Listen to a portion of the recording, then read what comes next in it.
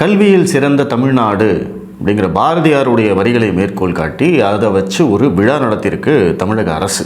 முதல்ல இந்த விழா எதற்காக அப்படின்னா, தமிழக அரசு உயர்கல்விக்கு செல்லும் மாணவ மாணவிகளுக்கு மாதம் 1000 ரூபாய் வழங்கும் திட்டம் இருக்குது அப்படிங்கிறது உங்களுக்கு தெரியும். தமிழ் புதல்வன் புதுமை பெண் மாணவர்களுக்கு வழங்குவது தமிழ் புதல்வன், மாணவிகளுக்கு வழங்குவது புதுமை பெண் அப்படிங்கிற திட்டம். இந்த திட்டத்துடைய தொடக்க விழா, அதாவது இந்த கல்வியாண்டு இப்போ +2 முடிச்சு காலேஜ் அட்மிஷன்லாம் முடிச்சு இப்போ காலேஜ் போயிருப்பாங்க இல்லைங்களா, அவங்களுக்கு மாதம் 1000 ரூபா தரணும் இல்லையா, அதற்கான தொடக்க விழா தான் நேற்று நடந்திருக்கு. இதுக்கு எதுக்குங்க விழாவெல்லாம் எடுக்கணும்? முதல்வர் தலைமைச் செயலகத்திலிருந்தே ஒரு பட்டனை தட்டினா எல்லாருடைய அக்கௌண்ட்டுக்கும் மாதம் 1000 ரூபா போயிட போகுது அப்படின்னு நீங்கள் நினைக்கலாம். ஆனால் திமுக அந்த இடத்துல தான் வித்தியாசமாக யோசிப்பாங்க. அவங்கள மாதிரி தங்களை தாங்களே ப்ரமோட் பண்ணிக்கிற ஒரு கட்சி இந்தியாவிலேயே கிடையாது. பாஜகலாம் இதுக்கு பக்கத்திலே வரமாட்டாங்க. அவங்கெல்லாம் இதை கற்றுக்கிட்டால் மட்டும்தான் தமிழ்நாட்டில் அவங்கெல்லாம் ஜெயிக்க முடியும், இந்தியா முழுவதும் அவங்க வெற்றியை தொடர முடியும். இந்த அரசு நிகழ்ச்சியை தங்களுடைய தேர்தல் பிரச்சார வியூகத்துக்காக அவங்க பயன்படுத்தியிருக்காங்க. அது ரொம்ப நல்லாவே தெரியுது. சரி, அதை பண்ணக்கூடாதா அப்படின்னு கேட்டால் ஒரு அரசாங்கம் தாராளமாக செய்யலாம். விழா எடுக்கிறதோ இல்லை அதில் முதல்வர் கலந்து கொள்வதோ இதெல்லாம் எந்த பிரச்சனையுமே இல்லை, தப்பு கிடையாது. நம்ம அரசியலுக்காக விமர்சிக்கலாம், இது எப்படிங்க பண்ணலாம் அப்படின்னு நீங்கள் கேட்கலாம். ஆனால் தெலுங்கானா முதல்வர் ரேவந்த் ரெட்டி அவர்கள் இங்கே வந்திருக்காரு, அவரும் இந்த விழாவில் கலந்திருக்காரு. தாங்கள் என்ன சாதனை செய்தோம் அப்படிங்கிறதுக்காக அந்த மாணவ மாணவிகள் எல்லாத்தையும் மேடை ஏற்றி இதெல்லாம் பண்ண வேண்டியதுதான். திமுக அதை பண்ணலைன்னா தான் நம்ம அதிர்ச்சியாக பார்க்கணும். அரசு விழா நடக்கக்கூடிய அந்த மேடையை முற்றிலுமாக சினிமா கலைஞர்கள் தான் ஆக்கிரமிப்பு செஞ்சுருந்தாங்க. எந்த புரோட்டோகாலும் கிடையாது. ஒரு 2 மாநில முதல்வர்கள் இருக்காங்க, அவங்கள உட்கார வச்சுட்டு மேடையில் ஏறி சினிமா கலைஞர்கள், இயக்குனர்கள் இவங்களாம் தான் பேசிக்கிட்டு இருக்காங்க. இதை பண்ணுறபோது தான் நம்ம விமர்சிக்க வேண்டியதாக இருக்குது. இந்த திமுக அரசாங்கம் வந்ததுக்கப்புறம் கல்விக்காக மிக முக்கியத்துவம் கொடுக்கிறார்களா அப்படின்னு கேட்டால் அவங்க கொடுக்குறாங்க. ஆமாம், நானும் ஆமான்னு தான் சொல்கிறேன். ஸ்டாலின் அவர்களுக்கு இந்த விஷயத்தில் அவருக்கு ஒரு நல்ல பெயர் கிடைக்கணும், வரலாற்றில் அவருடைய பெயர் இடம்பெற வேண்டும் அப்படிங்கிற ஆசை இருக்குது. அதற்காக நிறைய நல்ல முயற்சிகள் எடுத்துக்கிட்டு தான் இருக்காங்க. ஸ்டாலின் அரசாங்கத்தை அந்த விதத்தில் நான் குறை சொல்லலை. நீட் தேர்வுக்காக 7.5% இடஒதுக்கீடு கொண்டு வந்தார் எடப்பாடி பழனிசாமி. அப்போ அவர் என்ன சொன்னார், அரசு பள்ளி மாணவர்கள் மருத்துவம் படிக்கும்போது அவர்களுடைய உயர்கல்வி கட்டணத்தை அரசாங்கமே ஏற்றுக்கொள்ளும் அப்படின்னாரு. அது ஒரு நல்ல திட்டம். அதே 7.5% இடஒதுக்கீட்டை இன்ஜினியரிங் கல்லூரி மாணவர்களுக்கும் கொண்டு வந்தது யாரு அப்படின்னா திரு ஸ்டாலின் அவர்கள். போட்டித் தேர்வுகளுக்கு மாணவர்களை அனுப்புவது, வெளிநாடுகளுக்கு மாணவர்களை படிக்க அனுப்புவது, வெளி மாநிலங்களுக்கு மாணவ மாணவிகளை படிக்க அனுப்புவது, அரசு பள்ளி மாணவர்களுக்கு இந்த வாய்ப்புகளை எல்லாம் இந்த அரசாங்கம் ஏற்படுத்தி கொடுத்திருக்கிறது. அது எனக்கு நல்லா தெரியும். ஏன்னா என்னுடைய மகனும் அரசு பள்ளியில் தான் படிக்கிறான். அரசு பள்ளியில் இந்த 7.5% கோட்டாவில் தான் படிக்கிறான். இப்போ +2 முடிச்சுட்டு உயர்கல்விக்காக வெளிமாநிலம் போய் தான் படிச்சுக்கிட்டு இருக்கான். ஸோ இந்த விஷயமெல்லாம் நான் இந்த அரசாங்கத்தை பாராட்டுறேன். இந்த முன்னெடுப்புக்கான மிக முக்கியமான காரணம் என்ன அப்படிங்கிறதையும் மிக முக்கியமாக தெரிஞ்சுக்கணும். அதற்கு மிக முக்கியமான காரணம், மோடி அரசாங்கம் கல்விக்கு மிக அதிக அளவு முக்கியத்துவம் கொடுக்கிறது. 2020 தேசிய கல்விக் கொள்கையை மோடி அரசாங்கம் வெளியிட்டாங்க. அதை இங்கே அமல்படுத்த மாட்டோம்னு சொல்லி அன்னியிலிருந்து இன்னி வரைக்கும் பிரச்சனை பண்ணிகிட்டு இருக்கிறது திமுக தான். திமுக எதிர்ப்பதனால அதிமுகவும் அந்த கல்விக் கொள்கையை எதிர்க்கிறார்கள். தமிழ்நாட்டில் பாஜகவை தவிர மற்ற அனைத்து கட்சிகளும் தேசிய கல்விக் கொள்கையை அமல்படுத்த விடமாட்டோம் அப்படின்னு சொல்கிறாங்க. அவங்க என்ன சொல்கிறாங்க, இந்த GER அப்படின்னு சொல்லக்கூடிய கிராஸ் என்ரோல்மெண்ட் ரேஷியோ, அதாவது +2 முடித்து உயர்கல்விக்கு செல்லும் மாணவர்களின் எண்ணிக்கை, அந்த எண்ணிக்கை இந்தியா முழுவதும் சராசரியாக 27% இருக்குது. முதல்ல 22 இருக்குது, இப்போ 27 இருக்குது. அந்த 27% நாங்கள் 50% மாற்றுவோம் அப்படின்னு அந்த தேசிய கல்விக் கொள்கையில் அறிவித்தாங்க. ஆனால் தமிழகத்தில் அந்த எண்ணிக்கை ஏற்கனவே 50%க்கு மேலே இருக்குது. அதை காரணம் காட்டி இங்கே இருக்கக்கூடிய திமுக, இந்த திராவிட அரசுகள் என்ன சொல்கிறாங்க அப்படின்னா, நாங்கள் ஏற்கனவே 50% இருக்கோம், நீங்கள் கொண்டு வர கல்விக் கொள்கையை எங்களுக்கு எதுக்கு அப்படின்னு அவங்க கேள்வி கேட்க ஆரம்பித்தாங்க. இதில் மிக முக்கியமாக கவனிக்க வேண்டிய விஷயம், தமிழகத்தை பொறுத்த வரைக்கும் கல்வி முழுக்க முழுக்க தனியார் மயம் ஆகிட்டே இருக்குது. இப்போதைக்கு பொறுத்த வரைக்கும் பார்த்தீங்கன்னா 60%, 65% இன்றைக்கி தனியார் மயம் ஆயாச்சு. பள்ளிகளை பொறுத்த வரைக்கும் இன்றைக்கி ரேஷியோ, அதாவது அரசு பள்ளி வெர்சஸ் தனியார் பள்ளி அப்படின்னு எடுத்துக்கிட்டிங்கன்னா, அரசு பள்ளி மாணவர்கள் 35% 40% இருக்காங்க. அதுவே தனியார் பள்ளி மாணவர்கள் 60% 65% இருக்காங்க. இதுதான் இன்றைக்கி ரேஷியோ. இந்த வருடமே அரசு பள்ளியில் மாணவர் சேர்க்கை குறைந்திருக்கிறது அப்படிங்கிற தகவலை சமீபத்தில் கூட திரு அண்ணாமலை அவர்கள் வெளியிட்டார். நீங்கள் வந்து செய்திகளை தொடர்ச்சியாக கவனிச்சிருந்தா உங்களுக்கே தெரிஞ்சிருக்கும். மே மாதம் ஜூன் மாதம்லாம் பார்த்தீங்கன்னா மாணவர் சேர்க்கை அப்படின்னு சொல்லி தொடர்ச்சியாக வந்து விளம்பரம் பண்ணிக்கிட்டே இருந்தாங்க. 1.5 லட்சத்தை தாண்டிட்டோம், 2 லட்சத்தை தாண்டிட்டோம், 3 லட்சத்தை தாண்டிட்டோம் அப்படின்னு சொல்லிகிட்டே இருந்தாங்க. அந்த 3 lakh அப்படிங்கிறது தான் ஃபைனலாக வந்தது. அதுக்கு மேலே வரவே இல்லை. இப்போ தமிழகத்தில் எடுத்துக்கிட்டிங்கன்னா ஒரு வருடத்துக்கு வந்து 10 லட்சம் குழந்தைகள் வந்து பள்ளியில் புதுசாக சேரணும். அதுதான் வந்து கரெக்டான ரேஷியோ. நீங்கள் அதை அவங்க அப்படியே சேர்ந்து +2 வந்தாங்க அப்படின்னா கிட்டத்தட்ட வந்து ஒரு 8லேருந்து 10 லட்சம் மாணவர்கள் வந்து இன்றைக்கி +2 எக்ஸாம் எழுதுகிறாங்க. அதில் வந்து சிபிஎஸ்சி இருக்குது, மெட்ரிக் இருக்குது, அரசு பள்ளிகள் இருக்குது. அப்போ +2ல் வந்து இத்தனை பேர் வந்து எக்ஸாம் எழுதணும் அப்படின்னா இன்றைக்கி மாணவர் சேர்க்கை வந்து பார்த்திங்கன்னா குறைந்தபட்சம் வந்து ஒரு 3 லட்சத்துலேருந்து 5 லட்சம் வரைக்கும் அரசு பள்ளியில் மாணவர் சேர்க்கை நடைபெறணும். அப்போ தான் வந்து அந்த ஈக்குவேஷன் கரெக்டாக இருக்கும். ஆனால் இந்த வருஷம் அரசு பள்ளியில் மாணவர் சேர்க்கை குறைஞ்சிருக்கு. 3 லட்சத்துலேருந்து 3.5 லட்சத்துக்குள்ளே தான் இருக்கும் அப்படின்னு எல்லாரும் சொல்கிறாங்க. இந்த சந்தேகம் ஏன் வருது அப்படின்னா, நாங்கள் இவ்வளோ மாணவர்களை சேர்த்து விட்டோம் அப்படின்னு சொல்லி முதல்வர் வரைக்கும் வந்து ட்வீட் போட்டவர், பதிவு செஞ்சவர், ஏன் வந்து கடைசியாக இறுதி எண்ணிக்கையை ஏன் வந்து பதிவு செய்யலை? அப்போ அதுலேயே வந்து சந்தேகம் வருது. அப்போ அந்த எண்ணிக்கை வெளியில் வந்தால் மாணவர் சேர்க்கை குறைந்து விட்டதுன்னு எல்லாருக்கும் தெரியும். மக்கள் வந்து எதிர்க்கட்சிகள் வந்து இதை பயன்படுத்தி கொள்வார்கள் அப்படிங்கிறதுக்காகத்தான் அவங்க இறுதி எண்ணிக்கையை வெளியிடவே இல்லை. பள்ளிக்கல்வித்துறை அமைச்சர் வெளியிடவே இல்லை. அப்போது நம்ம சொன்ன விஷயம் கரெக்டாக பொருந்தது. நான் முன்னாடி சொன்ன அந்த GER கிராஸ் என்ரோல்மெண்ட் ரேஷியோ, அதாவது பள்ளியிலேருந்து உயர்கல்விக்கு போகக்கூடிய மாணவர்களின் எண்ணிக்கைக்கு தனியார் பள்ளி மாணவர்கள் தான் அதிகமாக போகிறாங்க. இப்போ நானே சொன்னேன் 10 லட்சம் மாணவர்கள் +2 எக்ஸாம் எழுதுகிறாங்கன்னு. CBSE, matric, government school. இப்போ இந்த 3 கேட்டகரியும் வந்து 10 லட்சம் மாணவர்கள் எழுதுகிறாங்க அப்படின்னா அதில் கிட்டத்தட்ட வந்து 5 லட்சம் 5 to 6 லட்சம் மாணவர்கள் இந்த தனியார் பள்ளி மற்றும் சிபிஎஸ்சி பள்ளிகள்லேருந்து எழுதுகிறாங்க. உயர்கல்வி இடங்கள் அப்படின்னு வேணும் இல்லையா? இப்போ நம்ம வந்து எல்லாத்தையும் காலேஜுக்கு அனுப்பணும்னு நினைக்கிறோம். ஆனால் காலேஜ் சீட் வேணும் இல்லை, காலேஜ் இடம் வேணும் இல்லை நம்மளுக்கு. இன்றைக்கி வந்து அந்த இடம் எவ்வளவு இருக்குது? மருத்துவக் கல்லூரி இடங்கள் பார்த்திங்கன்னா 11-12 மருத்துவக் கல்லூரி இடங்கள் இருக்குது.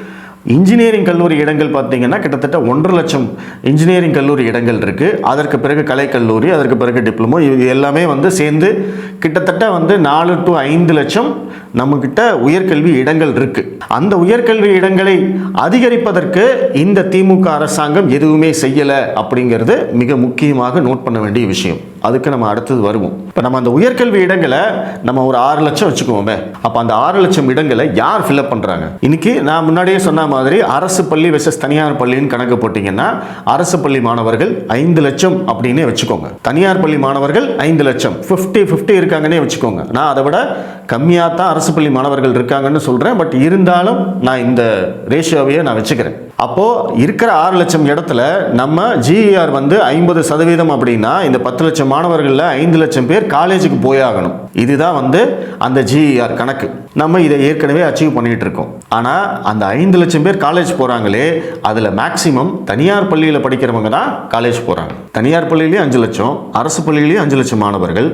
ஆனால் இந்த 5 லட்சம் பேரில் 3.5 லட்சம் பேர் வந்து காலேஜுக்கு போகிறான். இந்த அரசு பள்ளியில் படிக்கக்கூடிய 5 லட்சம் பேரில் வெறும் 1.5 லட்சம் பேர் தான் வந்து காலேஜ் போகிறாங்க அப்படிங்கிறது தான் ரேஷியோ. அப்போது நம்ம வந்து GER வந்து 50% அப்படின்னு தமிழக அரசு, திராவிட அரசாங்கங்கள் பெருமை பேசுகிறாங்களே, அது வந்து இங்கே தனியார் பள்ளிகள் கொடுக்கறது. அரசாங்கம் எதுவும் பண்ணலை. ஸோ இந்த விஷயத்தை வந்து எதிர்க்கட்சிகள் சரியாக எடுத்து பேசலை. நான் இதை பற்றி நிறையா எழுதியிருக்கேன். ஆனாலும் வந்து அது பெருசாக யாரும் எடுத்து பேசலை. திமுக அரசாங்கம் வந்ததுக்கு அப்புறமா அவங்களுக்கு இந்த விஷயம் நல்லாவே தெரிஞ்சுது. அரசு பள்ளி மாணவர்கள் வந்து அதிகமாக போகிறது இல்லை. நான் சொல்கிற அந்த 1.5 லட்சம் பேர் அப்படிங்கிறதே அதிகம். அதை விட மிக குறைவாகத்தான், அதாவது என்னுடைய கணக்குப்படி தேசிய சராசரின்னு சொன்னேன் இல்லைங்களா, தேசிய அளவில் உயர்கல்வி செல்வதற்கான மாணவர் எண்ணிக்கை வந்து 27% சொன்னேன் இல்லையா, அதை விட குறைவாகத்தான் தமிழகத்தில் கல்லூரி செல்லும் மாணவர்கள், அதாவது அரசு பள்ளி மாணவர்கள் கல்லூரிக்கு செல்லும் எண்ணிக்கை இருந்தது அப்படிங்கிறது தான் என்னுடைய அசம்ஷன். அப்போ அதை வந்து இன்க்ரீஸ் பண்ணணுங்கிறதுக்காகத்தான் திமுக அரசாங்கம் என்ன பண்ணாங்க, இந்த மாடல் ஸ்கூல் அப்படிங்கிறத கொண்டு வந்தாங்க. அதுவும் வந்து டெல்லியில் இதே மாதிரி மாடல் மாடல் ஸ்கூல் இருக்குது அப்படின்னு சொல்லி முதல்வர் அவர்கள் டெல்லி போயிருந்த போது அங்கே இருக்கிற ஸ்கூலை எல்லாம் போய் பார்த்துட்டு அதே மாதிரி தமிழகத்தில் மாவட்டத்துக்கு ஒரு மாடல் ஸ்கூல் ஓப்பன் பண்ண போகிறோம் அப்படின்னு சொல்லி இப்போது கிட்டத்தட்ட ஒரு 38 மாடல் ஸ்கூல் இருக்குது. அந்த மாவட்டத்துக்குள்ள சிறந்த மாணவர்களை தேர்ந்தெடுத்து, சிறந்த மாணவ மாணவிகளை தேர்ந்தெடுத்து +1 +2 மட்டும் அவங்களுக்கு ஸ்பெஷல் கிளாஸ் கோச்சிங் கொடுக்குறாங்க. மாணவர்கள் வந்து அங்கேயே தங்கி படிப்பாங்க. +1 +2 மட்டும், வேற எந்த கிளாஸும் கிடையாது. இப்போ வந்து 9th 10th ஆரம்பிச்சிருக்காங்க. நான் சொல்றது முன்னாடி அவங்களுக்கு வந்து ஸ்பெஷல் கோச்சிங்கு, ஃபுட்லேருந்து எல்லாமே வந்து ஃப்ரீ. கவர்மெண்ட் வந்து எல்லாமே ஸ்பான்சர் பண்ணிடும். அது போக இந்த போட்டித் தேர்வுகளுக்கான பயிற்சிகளும் அங்கேயே கொடுக்குறாங்க. ஜேஇக்கு, நீட்டுக்கு, எல்லா என்ட்ரன்ஸ் எக்ஸாமுக்கும் அங்கேயே கோச்சிங் கொடுக்குறாங்க.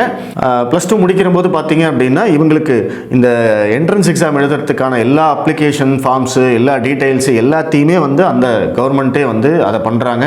அவங்களை எங்கே போய் எக்ஸாமுக்கு கூட்டிகிட்டு போகணுமோ அதை எல்லாத்தையும் கூட்டிகிட்டு போகிறாங்க. ப்ளஸ் காலேஜ், எந்த காலேஜுக்கு வந்து அவங்க அப்ளிகேஷன் போடணும், என்ன கவுன்சிலிங் எப்படி நடக்கணும், எல்லாத்துக்குமே ஹெல்ப் பண்ணி அந்த குழந்தைகள் வந்து கல்லூரிக்கு சேரும் வரை அரசு பொறுப்பெடுத்துக் கொள்கிறது. இந்த திட்டம் இப்போ தமிழகத்தில் அமலில் இருக்குது. அதற்கு வந்து திரு ஸ்டாலின் அவர்களை கண்டிப்பாக பாராட்டலாம். அவருடைய எண்ணம் மாதிரியே தமிழகத்தில் மாணவ மாணவிகளின் கல்விக்காக திரு ஸ்டாலின் ஆட்சியில் மிகச்சிறந்த முன்னெடுப்புகள் எடுக்கப்பட்டன அப்படின்னு வரலாறுல பதிவாகும். நான் அதை இப்பவும் சொல்கிறேன். ஏன்னா இந்த திட்டம் வந்து அந்தளவுக்கு சிறப்பானது. அதற்கு மிக முக்கியமான காரணம் நான் முன்னாடி சொன்ன மாதிரி அரசு பள்ளி மாணவர்கள் உயர்கல்விக்கு செல்லும் அந்த விகிதாச்சாரம் மிக குறைவாக இருந்தது. கடந்த 2-3 வருடங்களாக அந்த விகிதாச்சாரம் அதிகமாகிட்டே இருக்குது. அது மட்டும் இல்லாமல் சென்ட்ரல் கவர்மெண்ட்டோட இன்ஸ்டியூட்டில் வந்து நம்ம மாணவர்கள் சேர்க்கை வந்து ரொம்ப குறைவாக இருந்தது. அதுவும் இப்போ அதிகமாக இன்க்ரீஸ் ஆகிட்டே இருக்குது. ஏன்னா இந்த போட்டித் தேர்வுகளுக்கான பயிற்சிகள் எல்லாம் அரசாங்கமே கொடுக்குறாங்க. ஒரு பக்கம் வந்து நீட் தேர்வு வேண்டான்னு சொல்கிறது, என்ட்ரன்ஸ் எக்ஸாமே இருக்கக்கூடாதுன்னு சொல்கிறது, இன்னொரு பக்கம் இவங்களே வந்து கோச்சிங்லாம் கொடுத்துக்கிட்டு இருக்காங்க. சரி, அது ஓகே, இது வந்து அரசியல் அப்படிங்கிறதுக்காக நம்ம விட்டுருவோம். சரிங்க, அரசாங்கம் நல்லது பண்ணுறாங்கன்னு நீங்களே சொல்கிறீங்க, நல்ல திட்டம்னு நீங்களே சொல்கிறீங்க. அப்படி இருக்கிற போது ஸ்டாலின் அவர்கள் பாராட்டு விழா நடத்தினா என்ன பிரச்சனை? ஏற்கனவே வந்து கலைஞர் ஆட்சியில் இதெல்லாம் நடந்தது தானே. நமக்கு நாமே பாசத்தலைவனுக்கு பாராட்டு விழா, இந்த மாதிரிலாம் நடந்தது தானே, நம்ம பார்த்தது தானே.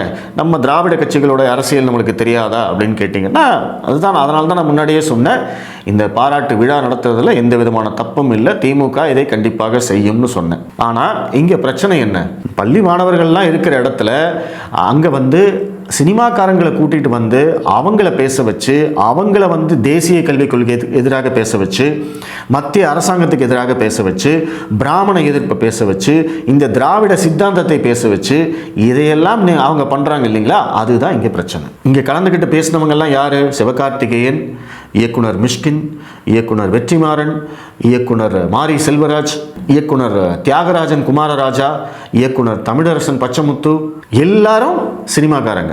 இந்த டைரக்டர்ஸ் எல்லாம் வந்து பார்த்தீங்கன்னா 20-25 படங்கள் எடுத்து மிகப்பெரிய அளவில் வெற்றியை அடைந்தவர்களா, வாழ்க்கையில் சாதித்தவர்களா அப்படின்னு கேட்டிங்கன்னா எதுவுமே கிடையாது. இவங்க எல்லாருமே வந்து இந்த இடதுசாரி தத்துவத்தை தங்கள் திரையின் மூலம் காண்பித்து ரசிகர்களை வந்து இவர்கள் பக்கம் திருப்புவார்கள். இவங்கெல்லாம் வந்து கல்வியோட முக்கியத்துவத்தை பற்றி பேசுகிறாங்க அப்படின்னா அதைத்தான் வந்து நம்ம கண்டிக்கிறோம். நீங்கள் விஜய் அரசியலுக்கு வர்றதை பார்த்து நீங்கள் என்ன சொல்கிறீங்க? சினிமாக்காரன் வந்து அரசியலுக்கு வர்றதா? சினிமாக்காரன் பின்னாடி எல்லாரும் போகிறாங்களேன்னு சொல்லிட்டு அதே சினிமாக்காரங்களை கூட்டிகிட்டு வந்து நீங்கள் விழா எடுக்கிறீங்க அப்படின்னா அப்போ இங்கே அந்த கல்வியோட தரம் எப்படி இருக்குது? இங்கே மாணவர்களுடைய தரம் எப்படி இருக்குது? இன்னும் வந்து அதே சினிமாவை காட்டி ஏமாற்றுவதைத்தான் நீங்கள் செய்து கொண்டு இருக்கிறீர்கள். திமுக ஆட்சிக்கு வந்ததே அப்படி தானே. எம்ஜிஆர் அப்படிங்கிற ஒருத்தர் தானே வந்து திமுகவை ஆட்சி கட்டிலில் அமர்த்தியது. அவர் ஒரு சினிமா நடிகர். அவருடைய படங்களில் வந்து கொள்கைகள் பேசி ஏழை மக்களை கவர்ந்து அவருடைய சினிமா கவர்ச்சியால் தானே வந்து திமுக ஆட்சிக்கு வந்தது. இது யாராலும் மறக்க முடியுமா? அப்போது 50 வருடங்களுக்கு பிறகும் இன்றும் அதே சினிமா கவர்ச்சியை காண்பித்து மக்களை ஏமாற்றும் முயற்சியில் தான் திமுக இருக்குது. அப்போது இந்த திராவிட மாடல் ஆட்சி நாங்கள் இத்தனை சாதனை பண்ணிட்டோம், அத்தனை பண்ணிட்டோம் அப்படின்லாம் நீங்கள் சொல்கிறீங்களே, ஆனாலும் நீங்கள் சினிமாவை காமிச்சு தான் இந்த மக்களை ஏமாத்துறீங்க, ஓட்டு வாங்கணும்னு இருக்கீங்கன்னா அப்போ நீங்கள் செஞ்சதெல்லாம் ஒன்றுமே இல்லைன்னு அர்த்தமாகுது. தேசிய கல்விக் கொள்கை அப்படிங்கிறது முன்னாள் இஸ்ரோ தலைவர் கஸ்தூரி ரங்கன் அவருடைய தலைமையில் ஒரு குழு போட்டு அதில் வந்து நாடு முழுவதும் இருக்கக்கூடிய கல்வியாளர்கள், மிக முக்கியமான கல்வியாளர்கள், விருது வாங்கிய கல்வியாளர்கள் எல்லாமே அந்த குழுவில் இருந்து அவங்க வந்து ஒரு டிராஃப்ட் வரைவு அறிக்கை வந்து வெளியிட்டு அந்த வரைவு அறிக்கையை இந்தியா முழுவதும் இருக்கக்கூடிய கல்வியாளர்களுக்கு அனுப்பிச்சு அவங்களுடைய கருத்துக்களை கேட்டு பல லட்சக்கணக்கான கருத்துக்களை வந்து உள்வாங்கி அதற்கு பிறகு இறுதியாக தயாரிக்கப்பட்டது தான் தேசிய கல்விக் கொள்கை. ஆனால் அந்த தேசிய கல்விக் கொள்கையை யார் குற்றம் சொல்கிறாங்க அப்படின்னு பார்த்தா தமிழ்நாட்டில் இருக்கக்கூடிய சினிமாக்காரங்க, நடிகர்கள், இயக்குனர்கள், அரசியல்வாதிகள். இங்கே இருக்கிற எந்த கல்வியாளரும் வந்து தேசிய கல்விக் கொள்கையை பற்றி பேசுகிறதே இல்லை, பேசவும் முடியாது. ஆனால் சினிமாக்காரங்க தான் நம்ம என்ன படிக்கணும் அப்படின்னு முடிவு பண்ணுறாங்க. இதில் வந்து இந்த தியாகராஜன் குமாரராஜா அப்படிங்கிறவர் பேசுகிறார். துரோணாச்சாரியார்லேருந்து சுக்கராச்சாரியார்லேருந்து ராஜகோபாலாச்சாரியார் வரைக்கும் நம்மளை வந்து படிக்க விடாமல் தடுத்துக்கிட்டே இருக்காங்க அப்படின்னு சொல்கிறார். என்னன்னா இது வந்து இந்த பிராமண எதிர்ப்பு, ஆரிய திராவிட அந்த சித்தாந்தத்தை கொண்டு வந்து இங்கே புகுத்துறாங்க. புகுத்தி வந்து பார்த்தீங்களா இந்த பிராமணர்கள் எல்லாம் நம்மளை படிக்கவே விட மாட்டாங்க அப்படின்னு சொல்கிற விஷயம். இந்த பிராமணர்கள் லிஸ்ட்டில் இன்றைக்கி வந்து மோடியும் சேர்ந்துட்டார். மோடியும் வந்து இவங்க பிராமணராக தான் உருவகப்படுத்துகிறாங்க. ராஜகோபாலாச்சாரி அப்படின்னு இவர் சொல்லக்கூடியவர் யாருன்னா ராஜாஜி, மூதறிஞர் ராஜாஜி. அவர் வந்து இந்த குலக்கல்வி திட்டம் கொண்டு வந்துட்டாரு அப்படின்னு சொல்லித்தான் 50 வருஷமாக அந்த பிரச்சாரத்தை பண்ணிக்கிட்டே இருப்பாங்க. ஆக்சுவலாக அது பொய், இவங்களா கட்டமைக்கப்பட்டது. இன்றைக்கி எப்படி விஸ்வகர்மா யோஜனா அப்படிங்கிற ஒரு திட்டத்தை வந்து குலத்தொழில் திட்டம் அப்படின்னு இவங்க வந்து ஒரு பேர் வச்சு கூப்பிடுறாங்களோ அதே மாதிரி தான் அன்றைக்கி ராஜாஜி அவர்கள் அரை நாள் கல்வி திட்டம் அப்படின்னு ஒன்று கொண்டு வந்தார். ஏன்னா அன்றைக்கி அரசாங்கத்துக்கிட்ட காசு இல்லை, அதனால் பள்ளிக்கூடத்தை வந்து அரை நாள் மட்டும் நடத்துவோம் அப்படின்னு அவங்க முடிவு பண்ணாங்க. அரை நாள் நடத்தினா மீதி அரை நாள் பசங்கள்லாம் என்ன பண்ணுவாங்க அப்படின்னு கேட்டதுக்கு அவங்க வீட்டில் அவங்க அப்பா அம்மாவுக்கு ஹெல்ப் பண்ணுவாங்கல்ல அப்படிங்கிற மாதிரி அவர் பதில் சொன்னார். உடனே அதை எடுத்துக்கிட்டு பார்த்தீங்களா இவர் வந்து குலத்தொழிலை வந்து ஊக்குவிக்கிறாரு, அதற்காகத்தான் வந்து இந்த மாதிரி ஒரு திட்டம் கொண்டு வந்திருக்காருன்னு குலக்கல்வி திட்டம் ராஜாஜி அப்படின்னு போட்டு அவர் அடித்து அது ஒரு மிகப்பெரிய பிரச்சனையாகி அதற்கு பிறகு காமராஜர் வந்ததுக்கு அப்புறமா தான் அவர் மதிய உணவு திட்டம் எல்லாத்தையும் கொண்டு வந்து பள்ளிகளை திறந்து இதெல்லாம் பண்ணார். ராஜாஜி அவர்கள் கொண்டு வந்தது அரை நாள் கல்வி திட்டம் தான். அதற்கு குலக்கல்வி திட்டம்னு பெயர் வைத்தது திமுக. இன்று வரை அதை வைத்து பிராமணர்களுக்கு எதிரான ஒரு அரசியல் செய்து கொண்டிருக்கிறது. இன்னைக்கு எல்லாரும் அதை நம்புறாங்க. ஏன்னா இன்னைக்கு பிராமணர்கள் அடிச்சா கேட்கறதுக்கு ஆளே கிடையாது, அதனால அதை பற்றி நம்ம பேசி பிரயோஜனம் இல்லை. அதே மாதிரி வெற்றிமாறன் சொல்றாரு, நம்மளுடைய கல்வியை தடுக்க சிஸ்டமேட்டிக்காக முயற்சி பண்றாங்க, அதனால நம்மளும் வந்து சிஸ்டமேட்டிக்காக வந்து சில திட்டங்களை வகுக்க வேண்டும் அப்படின்னு வந்து வெற்றிமாறன் பேசுறாரு. யார் தடுக்கிறாங்க? யாரை சொல்றீங்க நீங்க? எப்போ பார்த்தாலும் வந்து எங்களை தடுக்கிறாங்க, ஒடுக்குறாங்க, பிதுக்குறாங்க, நசுக்கிறாங்க. யார் தாங்க உங்களுக்கு பிரச்சனை? தேசிய கல்விக் கொள்கைன்னு ஒன்று கொண்டு வந்து அதன் மூலமாக நாட்டில் உள்ள உயர்கல்விக்கு செல்லும் மாணவர்களின் எண்ணிக்கையை 50% உயர்த்த வேண்டும் அப்படின்னு திட்டம் போட்டவர் வந்து உயர்கல்வியை தடுக்கிறார்னு அர்த்தமா? அவர் திட்டம் மட்டும் போடல, நாடு முழுவதும் இருக்கக்கூடிய உயர்கல்வி இடங்களை அதிகரித்திருக்கிறார். தமிழ்நாட்டுக்கு எப்படி 11 மருத்துவக் கல்லூரிகள் வந்தது? 2011 திமுக ஆட்சியை விட்டு அகலும் போது இங்கே இருந்த மெடிக்கல் சீட்ஸ் மொத்தம் 3750 தான். இன்னைக்கு 12,000. அதையும் வந்து ஸ்டிக்கர் ஒட்டிக்கிட்டாங்க, நாங்கள் தான் கொண்டு வந்தோம் அப்படின்னு. அப்போ இத்தனை மருத்துவக் கல்லூரி இடங்களை அதிகரித்து நாடு முழுவதும் ஐஐடி என்ஐடிகளுடைய எண்ணிக்கையை அதிகரித்து எய்ம்ஸ் அந்த மெடிக்கல் காலேஜ் அந்த எண்ணிக்கையை அதிகரித்து மத்திய பல்கலைக்கழகங்கள் அவங்க அந்த எண்ணிக்கையை அதிகரித்து இதையெல்லாம் பண்ண மோடி கல்விக்கு எதிரி அப்படின்னு சித்தரிக்கிறாங்க இங்கே. எதற்காக? ஏன்னா இந்த திராவிடத்தை தூக்கி பிடிக்க வேண்டும், திராவிடத்தை இவர்கள் ஆட்சி கட்டிலில் அமர்த்தி அழகு பார்க்க வேண்டும். இவங்க ஆட்சியில் இருந்தால் தானே இவங்கெல்லாம் வந்து இப்படி மேடை ஏறி இப்படியெல்லாம் பேச முடியும். இப்படி பேசுகிறவங்கெல்லாம் யார்? வெற்றிமாறன், அவர் சினிமா டைரக்டர், நீங்கள் அதில் பெஸ்ட்டு, ஓகே. அதற்காக நீங்கள் எல்லாத்துக்கும் கருத்து சொல்ல வருவீங்களா? தமிழரசன் பச்சைமுத்து அப்படிங்கிற ஒரு டைரக்டர் ஒரே ஒரு படம் தான் டைரக்ட் பண்ணியிருக்காரு, அவரை மேடை ஏற்றுறாங்க. இயக்குனர் மிஷ்கின், இத்தனை சினிமாக்காரங்களையும் வச்சுத்தான் இந்த திராவிடம் வந்து பிழைப்பு நடத்தி கொண்டு இருக்கிறது. அதைத்தான் நம்ம விமர்சனம் பண்ணுறோம். இவங்க நல்ல திட்டம் கொண்டு வந்தாலுமே இவங்களே எப்படி இதை கெடுத்துக்கிறாங்க? எதற்காக வந்து பிஞ்சு குழந்தைகள் மனசில் வந்து நீங்கள் உங்களுடைய திராவிட சித்தாந்தத்தை புகுத்துறீங்க? அது தப்பு கிடையாதா? எதற்காக வந்து பள்ளி மாணவர்களிடம் ஒரு வெறுப்பை விதைக்கிறீங்க? ஒரு குறிப்பிட்ட சமூகம் மேலே வெறுப்பு, ஒரு குறிப்பிட்ட கட்சி மேலே வெறுப்பு, இனவாதம் பேசுகிறீங்க, வடக்கிருந்து வராங்க அப்படின்னு இனவாதம் பேசுகிறீங்க. இதெல்லாம் தப்பு கிடையாதா? இதைத்தான் நம்ம கடுமையாக விமர்சிக்கிறோம். எங்கே போனாலும் நாங்கள் 1000 ரூபா கொடுக்குறோம், 1000 ரூபாயை வச்சு என்னவெல்லாம் பண்ணுறாங்க தெரியுமா? அந்த குழந்தைங்களை எல்லாம் பேச வச்சு அது முழுக்க அது செட்டிங் எல்லாருக்கும் தெரிஞ்சிருச்சு. இப்போ சமீபத்தில் வந்து சூர்யா வந்து அகரம் ஃபவுண்டேஷனில் ஒரு நிகழ்ச்சி நடத்தினார். அதை பற்றி நம்ம பேசியிருந்தோம். அவருடைய இமேஜ் வந்து ரொம்ப டேமேஜ் ஆகிருக்கு, அவருடைய படங்களுக்கு வந்து தொடர்ச்சியாக நெகட்டிவ் ரிவ்யூஸ் வருது. இதையெல்லாம் சரி பண்ணணும் அப்படிங்கிறதுக்காக தன்னுடைய அகரம் ஃபவுண்டேஷன் மூலமாக படிக்க வைத்த அந்த மாணவ மாணவிகளை எல்லாம் மேடை ஏற்றி, நான் இத்தனை டாக்டர், இத்தனை இன்ஜினியர்ஸ், அவங்க எல்லாத்தையும் மேடை ஏற்றி அவங்களுடைய கதைகளை எல்லாம் சொல்ல வச்சு இந்த விஜய் டிவியில் வந்து நிகழ்ச்சி நடத்துவாங்க இல்லையா, நான் சின்ன வயசில் எவ்வளோ கஷ்டப்பட்டேன் தெரியுமா அப்படிங்கிற மாதிரி அவங்களையெல்லாம் பேச வச்சு அதற்கு சூர்யா கண்ணீர்லாம் விட்டு அது வந்து நெக்ஸ்ட் டே பிஆர் ஒர்க் மாதிரி பண்ணி எல்லாரும் அதை பற்றி பேச வச்சு அதே கான்செப்டை நேற்று தமிழக அரசாங்கம் பண்ணியிருக்கு. அதே மாதிரி தான் எல்லா குழந்தைகளையும் மேடை ஏற்றி காலை உணவு திட்டத்தை விளம்பரப்படுத்தி, இந்த தொடக்க விழாவுக்கும் காலை உணவு திட்டத்துக்கும் என்ன சம்பந்தம்? சரி, அவங்க சம்மந்தப்படுத்திக்கிட்டாங்க. அந்த சின்ன குழந்தைகளையெல்லாம் மேடை ஏற்றி அவங்கக்கிட்ட நீங்கள் என்ன சாப்பிட்றீங்க, என்ன பண்ணுறீங்க? இந்த நிகழ்ச்சியை தொகுத்து வழங்கியவர் பார்த்தீங்கன்னா திவ்யதர்ஷினி டிடி. அவங்க இந்த சினிமா நிகழ்ச்சிகளையெல்லாம் தொகுத்து வழங்குபவர்கள். அவங்கள கூட்டிகிட்டு வந்து அந்த குழந்தைகளையெல்லாம் பேச வச்சு அதை வந்து ஒரு ட்ராமாவாக்கி, இதையெல்லாம் பண்ண வேண்டிய அவசியம் என்ன சார்? நீங்கள் நல்ல திட்டம் தானே சார் பண்ணிக்கிட்டு இருக்கீங்க.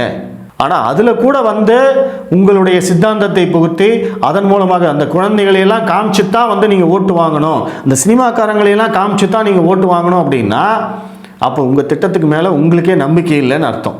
இங்கே கல்வியுடைய தரம் எப்படி இருக்குது, அரசு பள்ளிகளின் தரம் இப்படி இருக்குது, இதையெல்லாம் பார்க்கணும் இல்லை? நாங்கள் இவ்வளோ பண்ணுறோம், நீங்கள் நல்லா படிக்கணும், படின்னு எல்லாம் சொல்கிறீங்க, நல்லது தான். யாரும் கல்விக்கு எதிரி இல்லை, மோடியும் இல்லை, பிராமணர்களும் இல்லை, எல்லாரும் நல்லா படிக்கணும்னு தான் சொல்லிட்டு இருக்காங்க. ஆனால் நீங்கள் தான் வந்து ஒரு தரப்பை வில்லனாகவே காட்டிக்கிட்டு இருக்கீங்க. இது தான் நீங்கள் திரும்ப பண்ணிக்கிட்டே இருக்கீங்க. அது தப்பு அப்படிங்கிறது தான் நம்ம திரும்பவும் சொல்கிறோம். அதனால தான் நான் இந்த வீடியோவை வந்து ரொம்ப டீட்டெயிலாக பேசியிருக்கேன். அரசாங்கம் கொண்டு வந்த திட்டங்களை பற்றியும் பேசியிருக்கேன், நேற்றைய விழாவில் நடந்த தவறுகளை பற்றியும் பேசியிருக்கேன். அரசியலுக்காக வந்து இந்த திட்டங்களையெல்லாம் மறைச்சிட்டு அதனுடைய பலன்களையெல்லாம் மறைச்சிட்டு நான் வந்து வெறும் விமர்சனம் மட்டும் பண்ணிட்டு போகிற ஆள் கிடையாது. அவர்கள் நல்ல திட்டங்களை கொண்டு வந்திருக்கிறார்கள், நல்ல முறையில் அமல்படுத்துகிறார்கள் அப்படிங்கிறதையும் சொல்கிறேன். அதே சமயம் நேற்றைய விழாவில் நீங்கள் சிறு குழந்தைகளையும் சினிமா கலைஞர்களையும் மேடையேற்றியது தவறு. அவர்கள் மத்தியில், சிறு குழந்தைகள் மத்தியில் வெறுப்பு அரசியலை விதைத்தது மிக மிக தவறு.